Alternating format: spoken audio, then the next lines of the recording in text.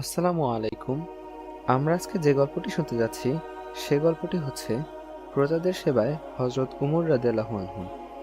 মহামতি উমর ইসলামী খেলাফতের কর্ণধার, অর্ধ পৃথিবীর খলিফা তিনি। এত বড় শাসক হয়েও উমর রাদিয়াল্লাহু আনহু ছিলেন প্রজাদের মহান সেবক। নিজের স্বার্থ ও সুখ নিয়ে তার মোটেও চিন্তা ছিল না। তিনি সবসময় প্রজাদের কল্যাণের কথা ভাবতেন। প্রজাদের সুখই ছিল তাঁর সুখ। কি করলে প্রজারা ভালো থাকবে, কি করলে তাদের জীবনে শান্তি আসবে, উমর রাদিয়াল্লাহু আনহু এটা নিয়েই ভাবতেন। বড় শাসক হলে কি হবে, প্রজাদের কল্যাণের কথা ভেবে উমর রাদিয়াল্লাহু আনহু পেরেশান হয়ে পড়তেন। এজন্য সারাদিন প্রজাদের সেবায় তিনি ব্যস্ত থাকতেন। রাতে একটু বিশ্রাম নেওয়া দরকার, অথচ রাতেও তিনি প্রজাদের সেবা করার কথা ভাবতেন। এজন্য অনেক রাতে তার চোখে ঘুম আসতো না।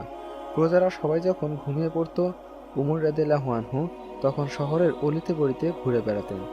রাতের আঁধারে মদিনার কেউ জেগে নেই, অথচ উমর রাদিয়াল্লাহু আনহু এর দু চোখ দিব্যি জেগে থাকত। তিনি রাতের আঁধারে রাস্তায় বেরিয়ে পড়তেন। প্রজারা কিভাবে আছে, কারো কোনো কষ্ট আছে কিনা তা নিজের চোখে দেখার জন্যই খলিফা এভাবে ঘুরে বেড়াতেন। অন্যদিনের মতোই উমর রাদিয়াল্লাহু আনহু এক রাতে ঘর থেকে বেরিয়েছেন। তিনি একা, গভীর রাত, মদিনার নির্জন পথ। খলিফা পথ ধরে হাঁটছেন। একসময় তিনি একটা তাঁবুর পাশে এসে থমকে দাঁড়ালেন। হঠাৎ তাঁর কানে কান্নার শব্দ বাজল। তাঁবুর ভেতর কারা যেন কাঁদছে। খলিফা আরও এগিয়ে গেলেন, তাঁবুর একেবারে কাছে। তাঁবুতে কি ঘটছে তা দেখার চেষ্টা করলেন খলিফা। তিনি দেখলেন এক মহিলার উনুনে হাঁড়ি বসিয়ে তাতে জাল দিচ্ছেন, আর পাশেই ছোট ছোট ছেলেমেয়েরা বিলাপ করছে। খিদের জ্বালায় কাঁদছে বাচ্চারা, আর মহিলাও দীর্ঘ সময় ধরে উনুনে হাঁড়ি বসিয়ে আছে। খাবারের কোনো খোঁজ নেই। মহিলার কাজ দেখে মহামতি খলিফা অবাক হলেন। ব্যাপার কি জানার আগ্রহ হলো খলিফার, তাই তিনি এগিয়ে গেলেন। নরম কণ্ঠে উমর রাদিয়াল্লাহু আনহু মহিলাকে জিজ্ঞেস করলেন, বুড়িমা, ছেলেমেয়েরা কাঁদছে কেন, আর উনুনের উপর হাঁড়ি বা চাপিয়ে রেখেছেন কেন? আমি জানতে পারি কি? বৃদ্ধা জবাবে বললেন, বাবা শুনুন বলি, 3 দিন যাবৎ ছেলেমেয়েরা উপোস, ঘরে কোনো খাবার নেই। আমি বিধবা মানুষ, খাবার জোগাড় করার মতো সামর্থ্য আমার নেই। ছেলেমেয়েরা কেঁদে কেঁদে হয়রান, তাদেরকে ভুলিয়ে রাখার জন্য শূন্য হাঁড়িতে আগুন দিচ্ছি। ভাবছি ওরা কেঁদে কেঁদে ঘুমিয়ে পড়লে উনুনের আগুন নিভিয়ে দেব। বুড়ির কথা শুনে হযরত উমর রাদিয়াল্লাহু আনহু এর বুক কেঁপে উঠল। তার দু চোখ ছল ছল করে উঠল। গভীর মর্মবেদনায় খলিফা অস্থির হয়ে পড়লেন। তিনি ভাবছেন, তার সাম্রাজ্যে মানুষের এত কষ্ট, তিনি কি জবাব দেবেন আল্লাহর কাছে? মহামতি খলিফা আর দেরি করলেন না। বুড়িকে সান্ত্বনা দিয়ে উমর রাদিয়াল্লাহু আনহু দ্রুত ফিরে এলেন খানজারির নিকট। বাইতুল মাল থেকে কিছু ময়দা, ঘি, গোশত ও খেজুর নিয়ে তিনি একটা বোঝা বাঁধলেন। তারপর খাদেম আসলামকে বললেন, বোঝাটা আমার কাঁধে তুলে দাও।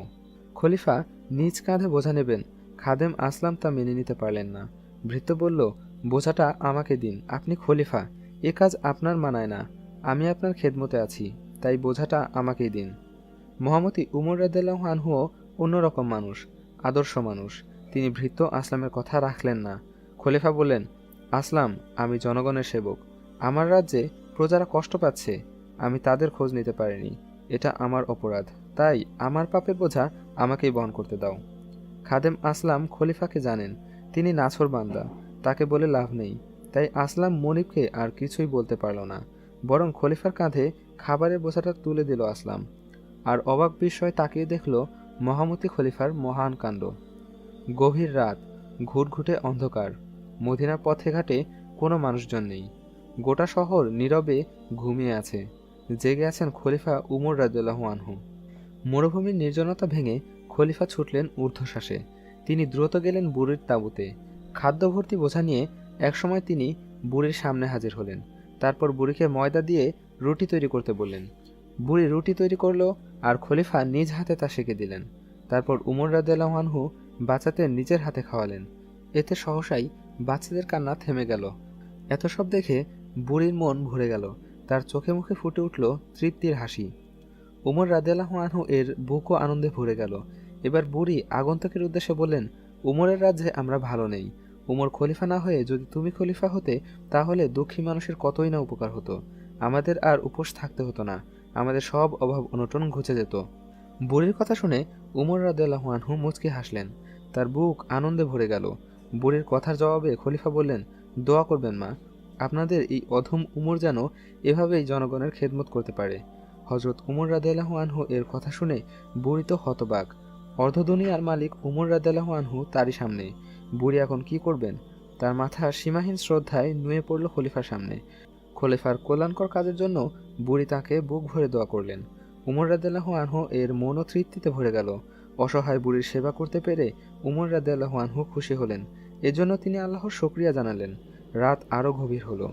খলিফা উমর রাদিয়াল্লাহু আনহু বুড়ির কাছ থেকে বিদায় নিলেন। ততক্ষণে বুড়ির বাচ্চারা ঘুমিয়ে পড়েছে। উমর রাদিয়াল্লাহু আনহু তৃপ্তির মন নিয়ে মদিনার নির্জন রাস্তায় হেঁটে চললেন।